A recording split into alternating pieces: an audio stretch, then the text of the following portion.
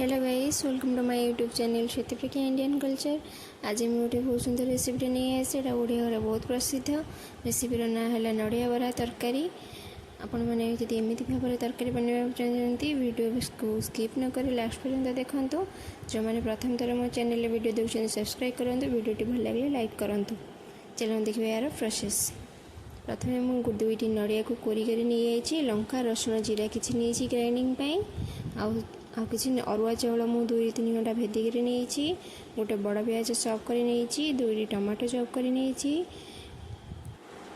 किसी मेथी पत्र नहीं, कुछ लंका पाउडर नहीं, धनिया पाउडर, गरम मसला, कुछ हलदी गुंड, आ स्वाद अनुसार लुण, गोटे तेजपत्र, आ मसला मुझे 4टी लंका, आ गोटे बड़ पियाज चॉप कर रसुण किसी अदा किसी आलू को मुझे सिझे नहीं।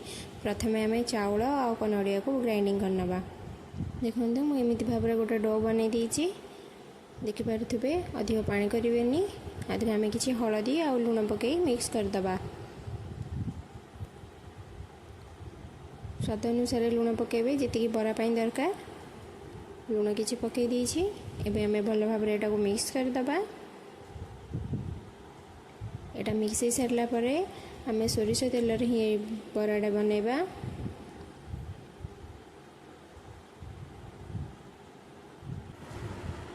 यहाँ भल भाव में मिक्स कर सारापर मुझे आलू सिझे नहीं चोपा छड़े भल भाव में पीस कर काटी एपटे आम कढ़ई गरम हो गलानी। आम ये किसी सोरिष तेल पकेबा।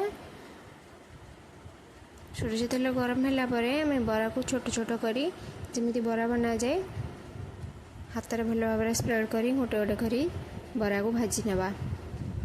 बराटी गोल्डन रेड कलर है पर्यंत भाजवा। तापर आम या बाहर करदे। देखिपे गोल्डन रेड कलर हो आसला। आम को बाहर कर देखिपे एमती ही बाहर करदे। कड़ाई आम ए किसी सोरिष तेल पकईदे। नहीं मसला भर आम तेजपत्र पकईदे। तेलटी गरम हो सारापर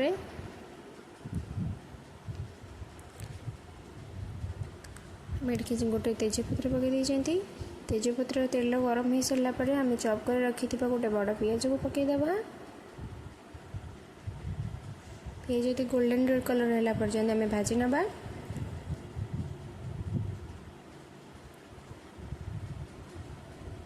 पियाज टी भाजी सारापर आम पियाज देखिपे धीरे धीरे रेड कलर हो गलानी। मसला को ग्राइंडिंग कर रखी नहीं चाहती। एबे आम ए मसलाटी को ऐड करदे।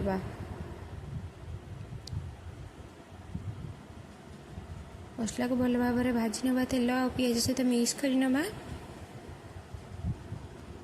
मसला तेल एगुड़ा सब भल भाव में मिक्स हो सारापर आम रखि जी मसला पाउडर सब मिक्स करदे। लंका गुंडी, धनिया पाउडर, हलदी गुंडी आ मेथी पत्र और गरम मसला आम लास्ट को रखा। एगुड़ा भल से मिक्स करदे तेल बाहर पर्यंत।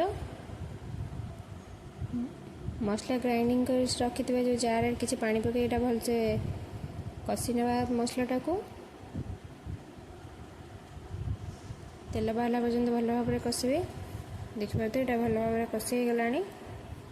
आम ए आधे आलू ऐड करदे।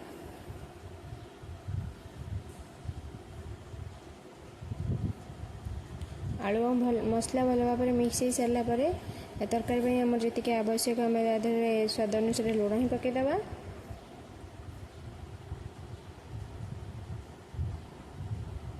किसी समय छाड़ीदे आलू और मसला को भल भाव में मिक्स होगापी।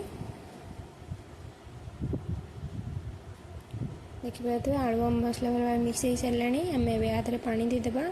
आम जी ग्रेवी दरकार आम से ही पानी देबा।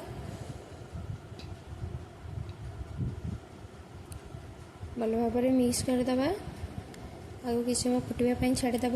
देखिए आमर पानी फुटिला। आम आधे गरम मसला और मेथी पाउडर ऐड करदे। यहाँ भल भाव में फुटीगला। आम गैस फ्लेम ऑफ करवा आ बरा को पकईदे।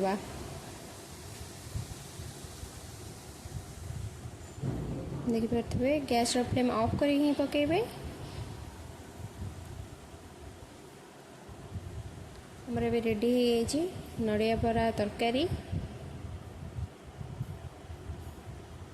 ଆପଣମାନେ କମେଣ୍ଟ ମାଧ୍ୟମରେ କୁହନ୍ତୁ ଆପଣଙ୍କ ତରକାରୀଟି କେମିତି ଲାଗିଲା। ଦେଖିପାରୁଥିବେ ବହୁତ ସୁନ୍ଦର କଲର୍ ହେଇଛି, ୟାର ଟେଷ୍ଟ ବି ବହୁତ ଭଲ ହେଇଛି। ଆପଣମାନେ ଘରେ ଏମିତି ଭାବେ ପ୍ରୋସେସ୍ରେ ନିଶ୍ଚୟ ତିଆରି କରନ୍ତୁ। କମେଣ୍ଟ ମାଧ୍ୟମରେ ଜଣାନ୍ତୁ ଯେ ଆପଣମାନଙ୍କ ତରକାରୀଟି କେମିତି ହେଲା। ବାଏ।